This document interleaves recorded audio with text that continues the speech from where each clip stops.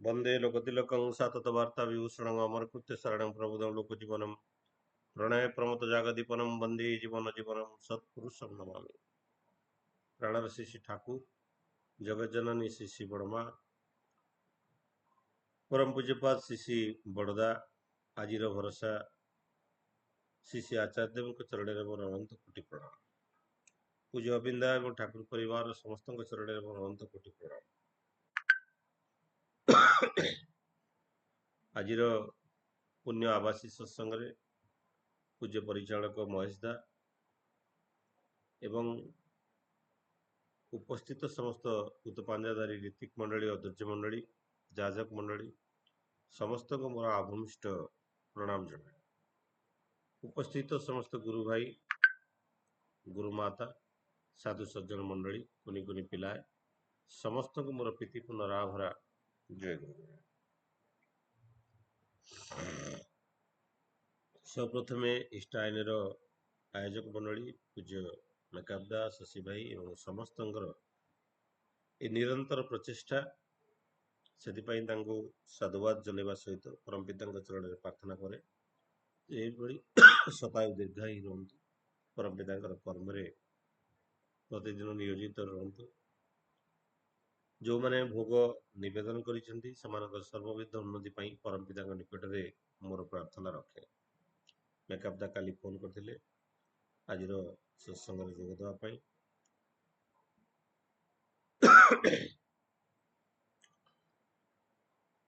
जहाँ भी हो मोर परम सौभाग्य मु इष्टायन सहित पुणी थे आज जोड़ी हबार सुजोग पाई।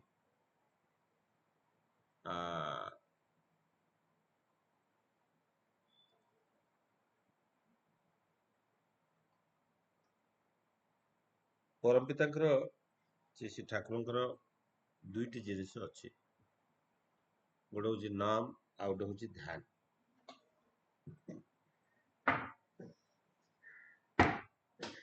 जहाँ आम जाचु नाम मनीष को तीक्ष्ण करे ध्यान मनीष को स्थिर एवं ग्रहणक्षम करे।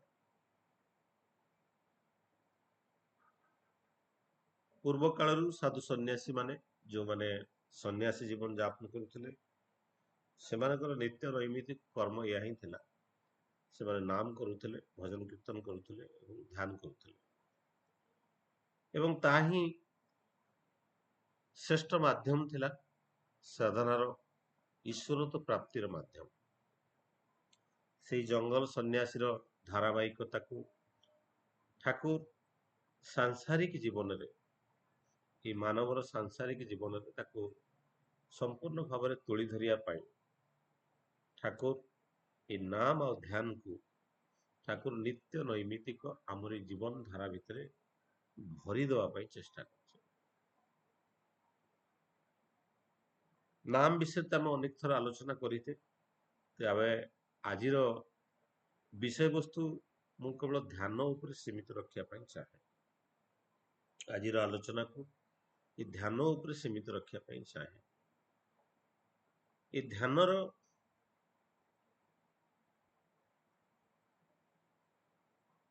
आवश्यकता एवं तार उपकारिता आमे समस्ते अल्प बहुत आम समस्ते जानी।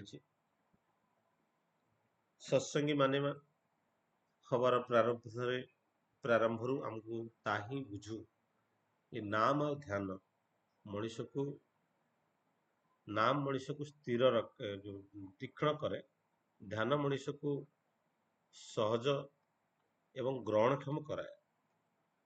तेबे ध्यान कौन ठाकुर सत्यानुसार से बाणी को मन पड़े एक निर्दिष्ट पथरे गति करवाटा हूँ ध्यान एवं एक निर्दिष्ट धारा एक एकनिष्ठ भाव एक कर्म करने ध्यान। तेणु आम जाचु नाम आउ नामी अभेद्य। तेणु जो आम एकनिष्ठ भाव एकाग्रता भाव पूर्ण भाव 100% आमर माइंड को यूटिलाइज करिकी जिते आम कौन जिनस करूँ ता हूँ ध्यान ठाकुर धारा जोटा कहुई। ତେବେ କଥା ଉଠୁଛି ଏଇ ଯୋଉ ଧ୍ୟାନ ବା ଇଂଲିଶରେ ଆମେ ମେଡିଟେସନ କୁ, এই ମେଡିଟେସନର ଧାରା ଅନେକ ମୁନି ଋଷି ମାନଙ୍କର ଧାରା ସହିତ ଧାରା ଯାହା ଦେଇଥିଲେ ତା ସହିତ ସେଇ ଧାରା। ତେଣୁ ଠାକୁର ତ ଭାବବାଣୀରେ କହିଲେ ଯେ ଆମେ ଜଙ୍ଗଲ ସନ୍ନ୍ୟାସୀ ଚାହିଁନା, ଆମେ ସଂସାର ସନ୍ନ୍ୟାସୀ ଚାହେଁ। ତେଣୁ এই ସାଂସାରିକ ଜୀବନ ଏବଂ ଆଧ୍ୟାତ୍ମିକ ଜୀବନ ଧାରା ଭିତରେ ଠାକୁର ଏକ ସରଳ ରେଖା ଟାଣିଗଲେ। ଯୋଉ ସରଳ ରେଖା ଭିତରେ ମଣିଷ ତାର ସାଂସାରିକ ଜୀବନର ନିତ୍ୟ ନୈମିତ କର୍ମ କରିବା ସହିତ ଆଧ୍ୟାତ୍ମିକ ଧାରାର ସେଇ ଜୀବନ ଧାରାଟାକୁ ସେ ବଜାୟ ରଖିବ। ତେବେ ଆଧ୍ୟାତ୍ମିକ ଧାରାର ସେ ଜୀବନ ଧାରାକୁ ସେ ବଜାୟ ରଖିବା ପାଇଁ ହେଲେ ତାକୁ ବିଭିନ୍ନ କର୍ମ କରିବାକୁ ପଡ଼ିବ। ସେଇ କର୍ମ ଭିତରେ ସିଏ କିଭଳି ଭାବରେ ଏଇ ନାମ ଧ୍ୟାନଟାକୁ କିଭଳି ଭାବରେ ସେ ବଜାୟ ରଖିପାରିବ, ତାହା ହିଁ এই ଆଲୋଚନାର ବିଷୟ। ଠାକୁର ଯେତେବେଳେ ଧ୍ୟାନର କଥା କହିଲେ, ଅନେକ ଗୁରୁ ଭାଇ ମାନେ ଦିନ ରାତି ବସିକି ଧ୍ୟାନ କଲେ, ଆଉ କିଛି କାମ କଲେ, ଖାଲି ଧ୍ୟାନ କଲେ। ଠାକୁର ତାପରେ ଗାଳି ଦେଲେ, ଆଉ ତାପରେ ତାଙ୍କୁ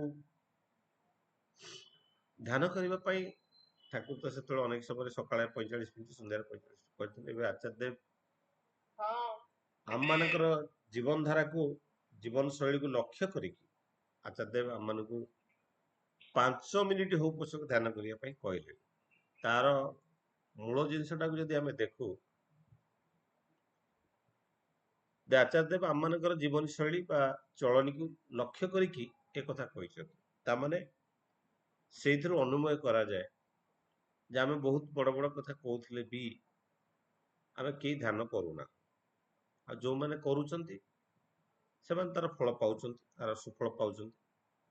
କିନ୍ତୁ ଆମେ ଅନେକ ମ୍ୟାକ୍ସିମମ୍ ଲୋକ ଯେହେତୁ କରୁନାହାନ୍ତି, ସେଥିପାଇଁ ସେଇ ଉଦ୍ଦେଶ୍ୟରେ ଆଚାର୍ଯ୍ୟ ଦେବ କହିଲେ ମିନିମମ୍ 5 ମିନିଟ୍ ହଉ ଧ୍ୟାନ କର।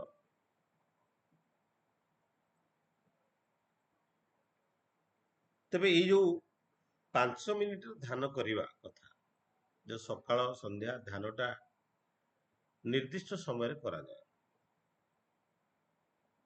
ଏଇ ଯୋଉ ମଣିଷର ଯୋଉ ମନ ଅଛି, ବିକ୍ଷିପ୍ତ ମନ ଅଛି, ତାକୁ ସ୍ଥିର କରିବା ପାଇଁ ଏବଂ ତାକୁ ଗ୍ରହଣ କରିବା ପାଇଁ ଧ୍ୟାନର ଆବଶ୍ୟକତା ରହିଛି। ଯୋଉ 5 ପ୍ରକାର ଆମର ମନ ଅଛି, ମାନେ ବିକ୍ଷିପ୍ତ ମନ, ମୂଢ଼ ମନ, କ୍ଷିପ୍ତ, ଏକାଗ୍ର ଆଉ ନିରୁଦ୍ଧ ଚିତ୍ତ, ଏମିତି ଯୋଉ 5 ପ୍ରକାର ମନ ଅଛି। ତେବେ ଏଇ ନିରୁଦ୍ଧ ବା ସେଟା ସମାଧିର ଅବସ୍ଥା। ତେବେ ଏଇ ଯୋଉ ସାର୍ପନେସ୍ ର କଥା କହୁଥିଲି, ସାର୍ପନେସ୍ ମାନେ ତୀକ୍ଷ୍ଣ କରିବାଟା, ନାମ ମଣିଷକୁ ତୀକ୍ଷ୍ଣ କରେ ଏବଂ ଧ୍ୟାନ ମଣିଷକୁ ସ୍ଥିର ଏବଂ ଗ୍ରହଣକ୍ଷମ କରାଏ।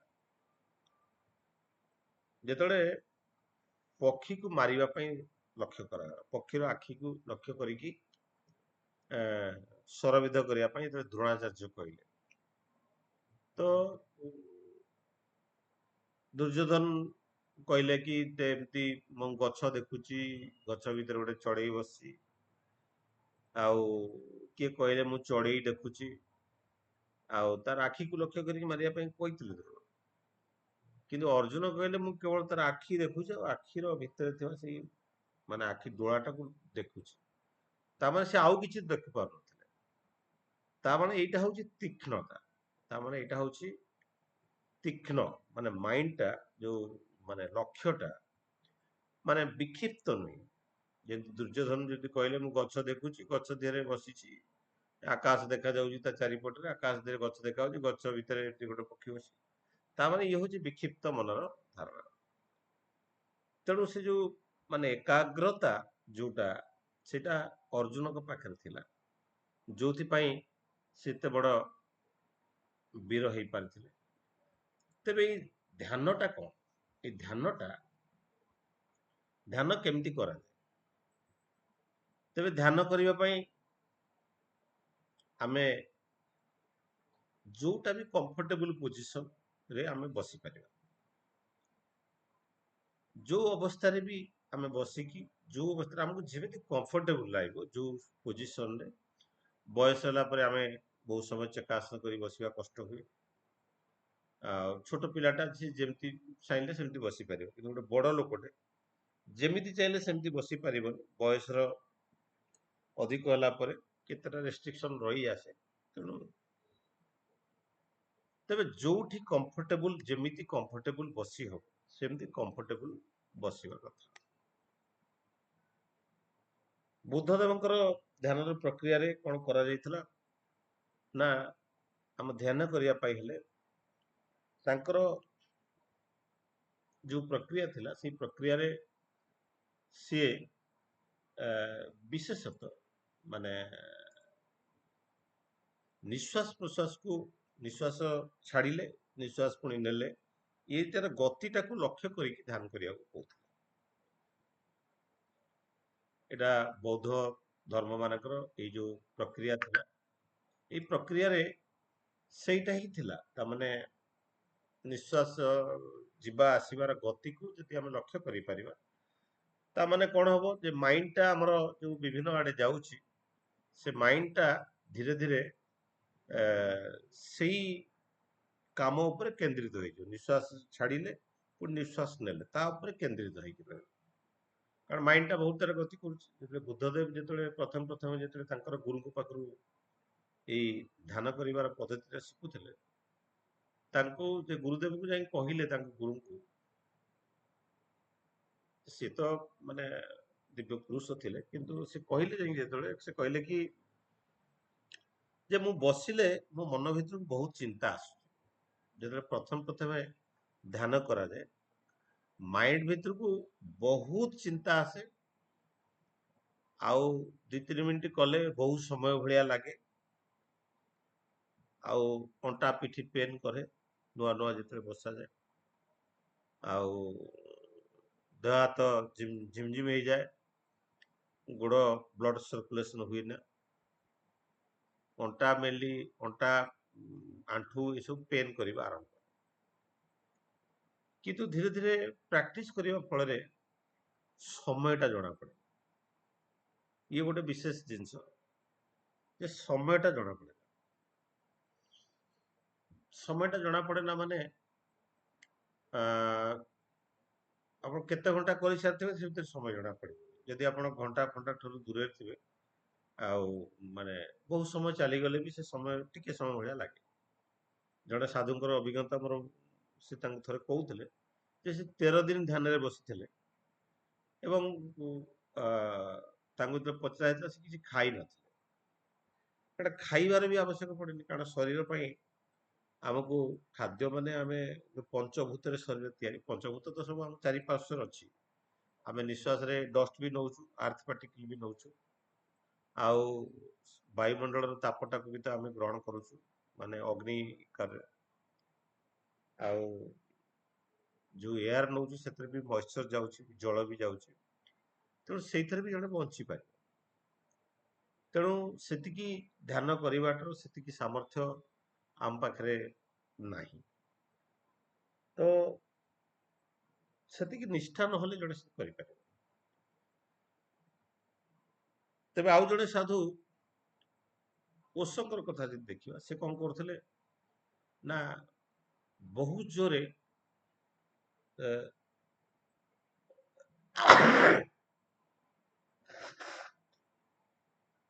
ଧ୍ୟାନ ପୂର୍ବରୁ ବହୁତ ଜୋରେ କୀର୍ତ୍ତନ କରୁଥିଲେ।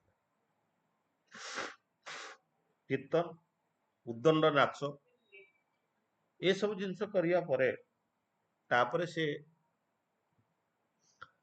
ଧୀରେ ଧୀରେ ସ୍ଥିର ହେଇକି ଧ୍ୟାନସ୍ଥ ଅବସ୍ଥାକୁ ଯାଉଥିଲେ। ତାଙ୍କର ପ୍ରିନ୍ସିପଲ ଥିଲା ଯେ ଏକ୍ସାଇଟେଡ ଷ୍ଟେଟରେ ଯେତେବେଳେ ଅଧିକ ଭାଇବ୍ରେସନ ହବ, ସେ ଭାଇବ୍ରେସନଟା ସ୍ଥିର ହେଇକି ଧୀରେ ଧୀରେ ଧ୍ୟାନ ସ୍ତରକୁ, ସମାଧି ଆଡକୁ ଚାଲିବ। ଆଚ୍ଛା, ସେ ବୁଦ୍ଧଦେବଙ୍କର କଥା କହୁଥିଲି। ବୁଦ୍ଧଦେବଙ୍କର ମାନେ ଯେତେବେଳେ ତାଙ୍କ ଗୁରୁଙ୍କୁ ପଚାରିଲେ, ମୋ ମନ ଭିତରୁ ବହୁତ ଚିନ୍ତା ଆସୁଛି, ଇଆଡୁ ସିଆଡୁ ଆସୁଛି, ଘର କଥା ମନେ ପଡୁଛି, କି ରାଜା କଥା, ରାଜା ହବାର କଥା ମନେ ପଡୁଛି, ସେତେବେଳେ ସେ ତାଙ୍କ ସାଧୁ କହିଲେ ଗୋଟେ ଟେକାଟେ ପକେଇଲେ ମାନେ ଗୋଟେ ପାଖରେ ଗୋଟେ ଜଳାଶୟ ପାଖରେ ବସିଥିଲେ ସେ ଟେକା ମଝିକି ପକେଇଲେ। ସେ ଦେଖେଇଲେ ଯେ ତରଙ୍ଗଟା ଯୋଉ ମଝିରେ ଯେତିକି ଯୋଉ ତରଙ୍ଗଟା ଆସୁଛି ସେ ତରଙ୍ଗଟା ଧୀରେ ଧୀରେ ସ୍ତମିତ ହେଇ କୂଳରେ ପହଞ୍ଚିଲା ବେଳକୁ ସେ ତରଙ୍ଗଟା ଧୀରେ ଧୀରେ ପୁରା ସ୍ଥିର ହେଇଯାଇଛି। ତା ମାନେ ପ୍ରଥମେ ଧ୍ୟାନ କଲା ବେଳେ ମନ ଭିତରେ ଅନେକ ତରଙ୍ଗ ଆସିବ ଏବଂ ଧୀରେ ଧୀରେ ସେ ତରଙ୍ଗଟା ଧୀରେ ଧୀରେ କମିକି ଶିଥିଳ ହେଇଯିବ। ବୁଦ୍ଧଦେବଙ୍କୁ ଯେତେବେଳେ ପଚରା ଯାଇଥିଲା ଧ୍ୟାନ କଥା ଯେ ଧ୍ୟାନରେ ଆପଣଙ୍କୁ କଣ ମିଳେ, ତ ଧ୍ୟାନରେ ସେ କହିଲେ ମୁଁ କିଛି ପାଏନି, ସବୁ କିଛି ହରାଏ। କଣ ହରାଏ ନା ଆହାର ନିଦ୍ରା ମୈଥୁନ ଏବଂ କାମ କ୍ରୋଧ ମଦ ଲୋଭ ମୋହ ମାଶ୍ଚର୍ଯ୍ୟ ଯୋଉ ଷଡ଼ ରିପୁ ଅଛି, ମୁଁ ସେ ଷଡ଼ ରିପୁ କି ହରାଏ।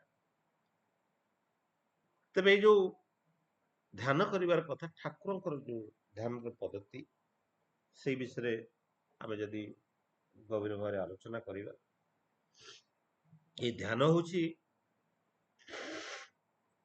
ରାଜଯୋଗର ବ୍ୟବସ୍ଥା। ଧ୍ୟାନ ହଉଛି ଯୋଉ ଚାରିଟି ଯୋଗ କଥା କୁହାଯାଇଛି। ଯୋଗ ମାନେ ଯୁକ୍ତ ହବା। କାହା ସହିତ ଯୁକ୍ତ ହବା? ତାମାନେ ପରମପିତାଙ୍କ ସହିତ ନିଜକୁ ଯୁକ୍ତ କରିବା, ସେଇଟା ହଉଛି ଯୋଗ। ଚାରିଟା ଯୋଗର କଥା କୁହାଯାଇଛି। କର୍ମଯୋଗ, ଜ୍ଞାନ ଯୋଗ, ଭକ୍ତି ଯୋଗ, ଆଉ ଶେଷରେ ରାଜଯୋଗ। ରାଜଯୋଗର ମୂଳ ଜିନିଷ ହଉଛି ସୋ ରାଜଯୋଗର ମୂଳ ହଉଛି ମେଡିଟେସନ, ଧ୍ୟାନ କରିବା। ରାଜଯୋଗ ହଉଛି ଯୋଗ ଭିତରେ ସବୁଠୁ ଶ୍ରେଷ୍ଠ ଯୋଗ। ତାମାନେ ପରମପିତାଙ୍କ ସହିତ ବା ଈଶ୍ୱରଙ୍କ ସହିତ ଯୁକ୍ତ ହବାର ଶ୍ରେଷ୍ଠ ମାଧ୍ୟମ ରାଜଯୋଗ।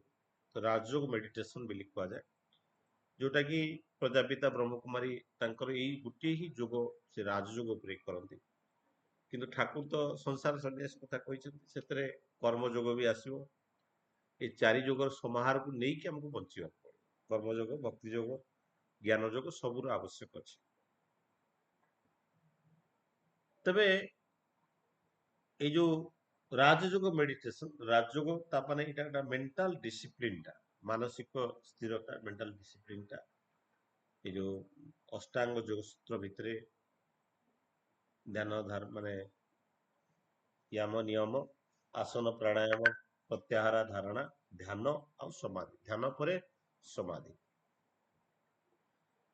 ତେବେ এই ଅଷ୍ଟକ ଯୋଗସୂତ୍ର ମଧ୍ୟରେ ଯୋଉ ଧ୍ୟାନର କଥା କୁହାଯାଇଛି, ସେଇଟା ହଉଛି ରାଜଯୋଗର ବିଧାନ। ତେବେ ଠାକୁରଙ୍କର ଯୋଉ ମାନେ ଏଇ ଯୋଉ ଧ୍ୟାନର ପଦ୍ଧତିକୁ ଯଦି ଆମେ ଦେଖୁ, ଠାକୁର ତ ସକାଳ ସନ୍ଧ୍ୟା ଏକ ନିର୍ଦ୍ଦିଷ୍ଟ ସମୟରେ ଯଦି ଧ୍ୟାନ କରାଯାଏ, ତେଣୁ ତାର ସୁଫଳଟା ମାନେ ଅତ୍ୟନ୍ତ ଭଲ ଫଳ ମିଳିଥାଏ। ଆଉ ଆଜି ଏତିକିବେଳେ କାଲି ସେତେବେଳେ ମନ ଇଚ୍ଛା କଲେ ହବନି, ବିଲକୁଲ ନ କଲେ ଯାହା ସେମିତି ସେଇଭଳି ଅବସ୍ଥା। ତେଣୁ ଆମର ସତ୍ସଙ୍ଗରେ ଅନେକ ଦେଖାଯାଏ, ଅନେକ ବହୁତ ନିଷ୍ଠାପର ସତ୍ସଙ୍ଗୀ ମାନେ ବି ମଧ୍ୟ ବହୁତ କ୍ରୋଧ କରନ୍ତି, ବହୁତ ଅନ୍ୟାୟ ଅନୀତି ମଧ୍ୟ କରନ୍ତି। ତାର ମୂଳ କାରଣ ହଉଛି ଧ୍ୟାନ କରନ୍ତିନି। କାରଣ ଧ୍ୟାନ କଲେ ମଣିଷର ପ୍ରବୃତ୍ତିରେ ଅନେକ କିଛି ପରିବର୍ତ୍ତନ ଆସେ। ତେବେ ଠାକୁରଙ୍କର ଯୋଉ ଧ୍ୟାନର ପଦ୍ଧତି ଯୋଉ ଦେଖାଯାଏ, ଆମ ଶରୀରରେ 112ଟା ଚକ୍ର ଅଛି। ଚକ୍ର ମାନେ କଣ? ମାନେ ଶକ୍ତି କେନ୍ଦ୍ର, ଯାହା ଠାକୁର କହୁଥିଲେ ଯେ ଶରୀରଟା ଆମର ଦିଟା ଜିନିଷ ତିଆରି, ଗୋଟେ ହଉଛି ସତ୍ତା, ଗୋଟେ ହଉଛି ଅସ୍ତିତ୍ୱ। ସତ୍ତା ହଉଛି କଣ? ନା ଏ ଆତ୍ମାର ପରିପ୍ରକାଶ। ଏ ସତ୍ତା ଆତ୍ମାର ପରିପ୍ରକାଶ ଯାହା ହଉଛି ତା ହଉଛି ସତ୍ତା। ଆଉ ଆତ୍ମା ଆଉ ଶରୀର ଦିଟା ଜିନିଷ। ଅସ୍ତିତ୍ୱରେ ଆମେ ବଞ୍ଚି ରହୁ, ମାନେ ସତ୍ତାରେ ଆମେ ବଞ୍ଚି ରହୁ, ଅସ୍ତିତ୍ୱରେ ଆମେ ବୃଦ୍ଧି ପାଉ। ତେବେ ଏଇ ଯୋଉ ସତ୍ତାରେ ଆମେ ବୃଦ୍ଧି ପାଉ, ଯୋଉ ବଞ୍ଚି ରହୁ, ଏ ସତ୍ତା ହଉଛି ଯଦି ସ୍ପିରିଟ ହୁଏ, ଠାକୁରଙ୍କ ଭାଷାରେ ସ୍ପିରିଟ ହଉଛି the vast source of energy. ତାମାନେ it create the ever consciousness in the body. ତାମାନେ ଗୋଟେ ଶରୀରରେ ଯୋଉ ଚେତନା ସୃଷ୍ଟି କରୁଛି, ଯୋଉ ବଳରେ ଆମେ ସବୁ ଜାଣିପାରୁଛୁ, ତାହା ହଉଛି ସତ୍ତା, ତାହା ହଉଛି ସ୍ପିରିଟ।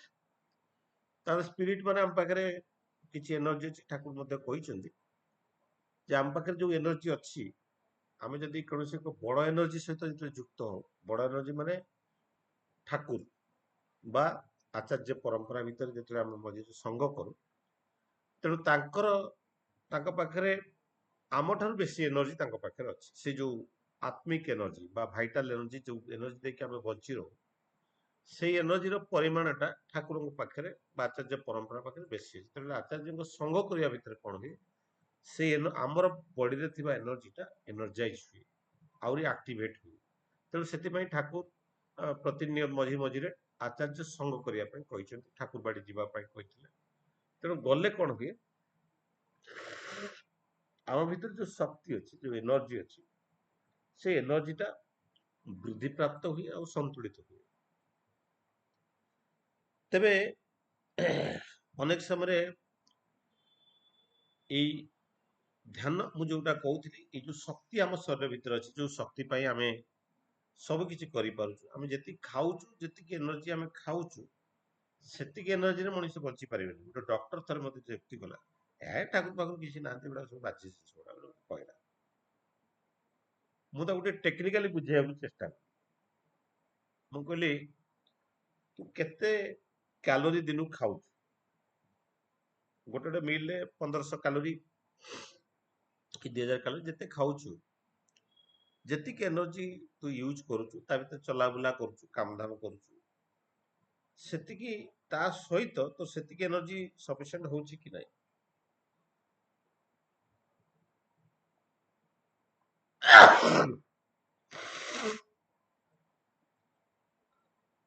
ତା ସହିତ ଆମ ବଡିରେ 24x7 ହାର୍ଟ ବିଟ୍ ଚାଲୁଛି, ପମ୍ପିଂ କରୁଛି ବ୍ଲଡ।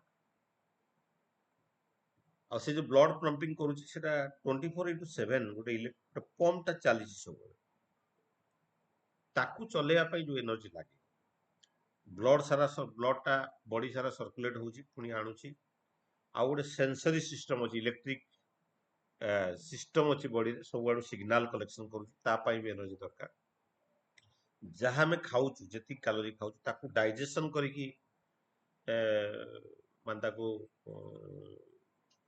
ଏନର୍ଜି ପାର୍ଟିକିଲରେ କନଭର୍ଟ କରିବା ପାଇଁ, ଏନର୍ଜି ଫର୍ମରେ, ଧର ଆମେ ଭାତ ଖାଉଛି କି ଡାଲମା ଖାଉଛି କି ଯାହା ବି ଖାଉଛି, ତାକୁ ପୁଣି ଏନର୍ଜିରେ କନଭର୍ଟ କରିବା ପାଇଁ ମେସିନ ଚାଲିଛି। ପେଟ ଭିତରେ ବି ଡାଇଜେଷ୍ଟିଭ ସିଷ୍ଟମ ଚାଲିଛି, ଏକ୍ସକ୍ରିଟୋରୀ ସିଷ୍ଟମ ଚାଲିଛି, ସର୍କୁଲେଟରୀ ସିଷ୍ଟମ, ଏମିତି ବିଭିନ୍ନ ପ୍ରକାର ସିଷ୍ଟମ ବଡିରେ ଅଛି।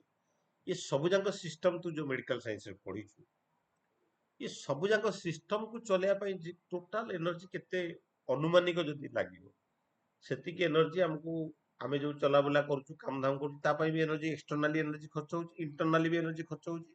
ଏ ସବୁ ଯାକ ଏନର୍ଜି କି ଯଦି ମିଶେଇ ଦବୁ, ସେ ସବୁ ଯାକ ଏନର୍ଜି, ଆମ ଖାଇବା ଏନର୍ଜି ଯେତିକି ଖାଉଛୁ, ସେଇ ଏନର୍ଜି ସହିତ ସମାନ ନା ତାଠାରୁ କମ କି ବେଶୀ ହବ? ସେ କିଛି ସମୟ ଚୁପ ରହିଲା, ତାପରେ କହିଲା, ଆମେ ଯୋଉଟା ଖାଉଛୁ ସେତିକିରେ ସଫିସିଏଣ୍ଟ ହବନି। ମୁଁ କହିଲି, ଠିକ ଅଛି, ତୁ ଯଦି କହୁଛୁ ସଫିସିଏଣ୍ଟ ହବନି, ସେ ଏନର୍ଜି ଆସୁଛି କୋଉଠୁ? ସେ ଏନର୍ଜି କିଏ ଦଉଛି? ତାପରେ ବଡି କୋଉଠି ଲୋନ କରୁଛି ନା ନାଇଁ? ବଡି କୋଉଠୁ ଆଣୁଛି? ବା ବଡି କୌଣସି ଗୋଟେ ଆଉଟର ସୋର୍ସ ସହିତ କନେକ୍ଟେଡ ଅଛି, ଯୋଉଠୁ ତାର ବଡିର ଏନର୍ଜି ରିକ୍ୱାରମେଣ୍ଟ, ଏନର୍ଜିଟା ସେଠୁ ସେ କନେକ୍ଟେଡ କରିକି ଡ୍ର କରୁଛି, ସରାଉଣ୍ଡିଂରୁ ଡ୍ର କରୁଛି। ସରାଉଣ୍ଡିଂ ଯୋଉ ଏନର୍ଜି ଡ୍ର କରୁଛି, ତା କିଏ ଦଉଛି? ସରାଉଣ୍ଡିଂରେ ତା ମାନେ ଆଉ ଗୋଟେ ବଡ ଏନର୍ଜି ସୋର୍ସ ଅଛି। ତେବେ ସେଇ ଏନର୍ଜି ସୋର୍ସଟା କିଏ? ସେଇ ଏନର୍ଜି ସୋର୍ସଟାକୁ ଆମେ ଭଗବାନ ବୋଲି ଯଦି ଭାବୁ, ଈଶ୍ୱର ବୋଲି ଭାବୁ, ତେଣୁ ଈଶ୍ୱରଙ୍କର ଉପସ୍ଥିତ ଅଛି। ଯଦି ସେ ଏନର୍ଜି ସୋର୍ସ ନଥାନ୍ତା, ତାହେଲେ ମୋ ପାଖରେ ବି ଏନର୍ଜି ନଥାନ୍ତା, ତ ମୁଁ ବି ବଞ୍ଚି ପାରିବିନି। ତେବେ ସେଇ ଏନର୍ଜି ସହିତ ମୋର ଥିବା ଏନର୍ଜିଟାକୁ ମଝିରେ ମଝିରେ ଯଦି କନେକ୍ସନ ନ ହୁଏ, ମୁଁ ତା ମାନେ ସେଇ ମାନେ ମାନେ ମୋ ପାଖରେ ଯୋଉ ଏନର୍ଜି ଅଛି, ସେ ଭାଷ୍ଟ ଏନର୍ଜି ସହିତ ଥ୍ରୁରୁ ୟୁନିଭର୍ସାଲ ଏନର୍ଜି ବା କସ୍ମିକ ଏନର୍ଜିରୁ ମୁଁ କିଛି ଏନର୍ଜି ଡ୍ର କରିପାରିବି ନାହିଁ। ତେଣୁ ଯଦି ଏନର୍ଜି ଡ୍ର କରିପାରିବିନି, ଯଦି ତା ସହିତ ଡିଟାଚଡ ହେଇଯିବି, ଅଟୋମେଟିକାଲି କିଛି କିଛି ଏନର୍ଜି ଆସିପାରେ। ଡିଟାଚଡ ହେଇଗଲେ କଣ ହବ, ମୁଁ ନିଜକୁ ମେଣ୍ଟେନ କରିପାରିବି, କାରଣ ମୁଁ ଚେଷ୍ଟା କରିବି ମୁଁ ନିଜେ ମେଣ୍ଟେନ କରିବା ପାଇଁ। ଯଦି ମୁଁ ନାମ କରେନି, ଧ୍ୟାନ କରେନି, ତାମାନେ ମୁଁ ନିଜେ ନିଜକୁ ମ୍ୟାନେଜ କରିବାକୁ ଚେଷ୍ଟା କରେ, ଆଉ ଯୋଉ ଏନର୍ଜି ଯେତିକି କିଛି ମିଳୁଛି ସେଥିରେ ଆଡଜଷ୍ଟ ହେଇଯାଏ। ତେଣୁ ମୁଁ ଯଦି, ଯୋଉମାନେ ବି ଆପଣ ଦେଖନ୍ତୁ, ଯୋଉମାନେ ବଡ ହେଇଛନ୍ତି, ଯୋଉମାନେ ତ ମାନେ କିଛି କିଛି ଲୋକ ବିନା ଧ୍ୟାନ କରିକି ବଡ ହେଇଛନ୍ତି, କିନ୍ତୁ କିଛି କିଛି ଲୋକ ଅଛନ୍ତି ଏ ଧ୍ୟାନ ବଳରେ ସେମାନଙ୍କର ତାଙ୍କ ପାଖରେ ପ୍ୟାରେଣ୍ଟାଲ ପ୍ରପର୍ଟି ନାହିଁ, କିଛି ନାହିଁ, କିନ୍ତୁ ଧ୍ୟାନ ବଳରେ ବହୁତ ଅସାଧ୍ୟକୁ ସାଧନ କରିପାରୁଛନ୍ତି। ତ ଧ୍ୟାନ ବଳରେ ଯୋଉ ହନୁମାନ ଯୋଉ ଡେଇଁକି ଯାଉଥିଲେ ସେ କେବଳ ମାନେ ତାଙ୍କର ବାୟାନ ବାୟୁକୁ ସେ କଣ୍ଟ୍ରୋଲ କରିପାରୁଥିଲେ, ସେତିକି ଦକ୍ଷତା ତାଙ୍କ ପାଖରେ ଥିଲା। ଜଣେ ସାଧୁ ଆସିକି ଯେତେବେଳେ ପହଞ୍ଚିଲେ ରାମକୃଷ୍ଣ ପରମହଂସଙ୍କ ପାଖରେ, କହିଲେ ଯେ ରାମକୃଷ୍ଣ ପରମହଂସଙ୍କୁ କହିଲେ ଯେ ମୁଁ ଏତିକି ସାଧନା କରିଛି ଯେ ଗଙ୍ଗା ନଦୀ ଉପରେ ଚାଲିକି ଯାଇପାରିବି। ତେଣୁ ଗଙ୍ଗା ନଦୀ ଚାଲିକି ଯାଇପାରିବି, ସେଠୁ କହିଲେ, ରାମକୃଷ୍ଣ ପରମହଂସ କହିଲେ ତ ଚାଲିବାରେ ତ କେତେ ପଇସା ଖର୍ଚ୍ଚ ହବ, ତ 20 ଟଙ୍କା କି 10 ଟଙ୍କା ଖର୍ଚ୍ଚ ହବ, ସେତିକି ତ କାମ, ଆଉ କଣ ସେଥିରେ କଣ ବଡ କାମଟା? 10 ଟଙ୍କା ହେଲେ 10 ଟଙ୍କା କି 20 ଟଙ୍କା ହେଲେ ଜଣେ ଏପଟ ସେପଟ ଚାଲି ଯାଇପାରିବ। ଆ ସେଥିରେ ଲାଭ କଣ? କିନ୍ତୁ ପ୍ରକୃତ ଜିନିଷ ହଉଛି ଯେ ଯୋଉମାନେ ଧ୍ୟାନ ମାଧ୍ୟମରେ ଯୋଉ ତାଙ୍କର ଏନର୍ଜିଟା ବୃଦ୍ଧି ହୁଏ, ସେ ବୃଦ୍ଧି ଏନର୍ଜିଟା କୁ ଯଦି ସେମାନେ ଜଗତ କଲ୍ୟାଣ ପାଇଁ ଯଦି ବ୍ୟବହାର କରିପାରିବେ, ତାହେଲେ ସେ ସାଧନାର ମୂଲ୍ୟ ଅଛି, ଅଦରୱାଇଜ ମୂଲ୍ୟ କିଛି ନାହିଁ। ତେଣୁ ସାଧନା କରିକି ନିଜେ ସିଦ୍ଧି ଲାଭ କରିବାରେ କିଛି ମୂଲ୍ୟ ନାହିଁ ଯଦି ସେ ସିଦ୍ଧି ଯଦି ମାନବ କଲ୍ୟାଣ ନ ଲାଗେ। ଯାହା ସ୍ୱାମୀ ବିବେକାନନ୍ଦ ଯେତେବେଳେ ମାନେ ଧ୍ୟାନ କଲେ, ଯେତେବେଳେ ବସିଲେ, ଆଉ ଯେତେବେଳେ ଧ୍ୟାନ ସ୍ଥାୟୀରେ ପ୍ରଥମ କରି ଯେତେବେଳେ ସେ ମାନେ ଧ୍ୟାନ କଲେ, ସେତେବେଳେ ଯୋଉଦିନ ଧ୍ୟାନ କରୁ କରୁ କହିଲେ ମୋ ଶରୀରଟାକୁ ମୁଁ ପାଉନି, ସେଇଦିନ ହିଁ ସେ ସାଧନା ସିଦ୍ଧିତ ଲାଭ କରିଥିଲେ। ଏବଂ ଯେତେବେଳେ ସିଏ ଧ୍ୟାନ କରିବା ପାଇଁ ଚାହିଁଲେ, ତାଙ୍କୁ ରାମକୃଷ୍ଣ ପରମହଂସ, ମୁଁ ତ ଭାବିଥିଲି ତୁ ଗୋଟେ ବଟ ବୃକ୍ଷ ହବୁ, ତୋ ଗଛ ତଳେ ଅନେକ ଲୋକ ଆଶ୍ରୟ ନେବେ, ତୁ ନିଜେ ସମାଧି ପାଇକି ମୋକ୍ଷ ପାଇଗଲେ ଲାଭ କଣ ହବ? ମାନବ କଲ୍ୟାଣ ପାଇଁ କିଛି ଦରକାର। ତେଣୁ କର୍ମ, ଏଟା କର୍ମ ଭୂମି, ଏସବୁ କର୍ମ କରିବାକୁ ପଡିବ। ତେଣୁ ଠାକୁର ସେଥିପାଇଁ ଏଇ ଯୋଉ ଧ୍ୟାନ ବଳରେ କଣ ହବ, ଆ ମଣିଷ ଭିତରେ ଏକ ଶକ୍ତିର ଉତ୍ପନ୍ନ ହବ, ଯୋଉ ଶକ୍ତି ବଳରେ ସେ ଅସାଧ୍ୟକୁ ମଧ୍ୟ ସାଧନ କରିପାରିବ। ସମୟଟା ଆଜି ପଳେଇଗଲା, ମୁଁ ଆଉ ଜାଣିପାରିଲି। ତ ଯାହା ଅସାଧ୍ୟକୁ ସାଧନ କରିବାର ମାନେ ଧ୍ୟାନ ତ ହେଇପାରିବ।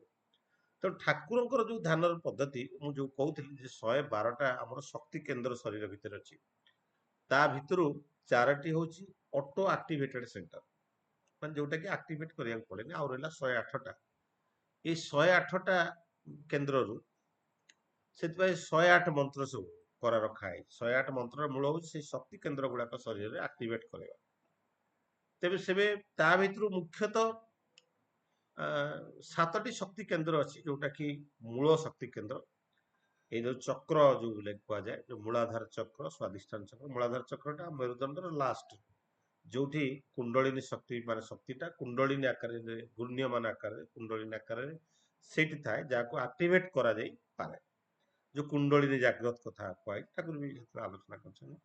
ତାପରେ ନାଭି କେନ୍ଦ୍ରରେ ସ୍ୱାଧିଷ୍ଠାନ ଚକ୍ର ଥାଏ, ଆଉ ପାନକ୍ରିଆ ପାଖରେ ଆଗ୍ନେୟ ଚକ୍ର, ଆଉ ହାର୍ଟ ପାଖରେ, ହାର୍ଟବିଟ୍ ଯୋଉଠି ହଉଛି ଲଙ୍ଗସ ପାଖରେ, ସେଇଠି ଆମର